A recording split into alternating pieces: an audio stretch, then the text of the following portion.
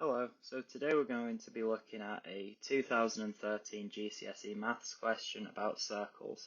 The question says S and T are points on the circumference of a circle with centre O, PT is a tangent to the circle, SOP is a straight line, angle OPT is 32 degrees, and so you're asked to work out the angle that is marked X.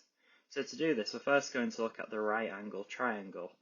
Now, as it's a right angle triangle, the right angle is 90 degrees, and so from that information, we're able to work out the missing angle TOP, as that will be 180 degrees minus 90 plus 32 degrees, which is 58 degrees. So, TOP is 58 degrees.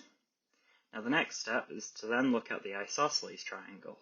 Now, you may be wondering, how do we know it's an isosceles triangle?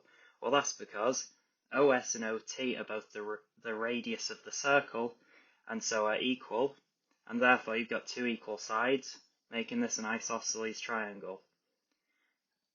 Now the next thing is we want to find X. So to do this we need to find the angle TOS. Now TOS will be 180 degrees minus 58 degrees, as it lies on the SP line, and a straight line is 180 degrees. And so the difference between 180 and 58 is 122 degrees, and so that missing angle TOS is 122 degrees.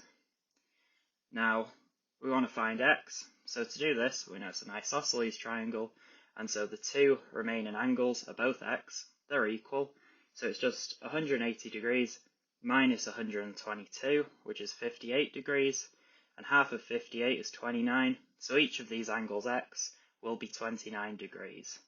And if you'd like to see the mark scheme, that's this. Thank you for watching.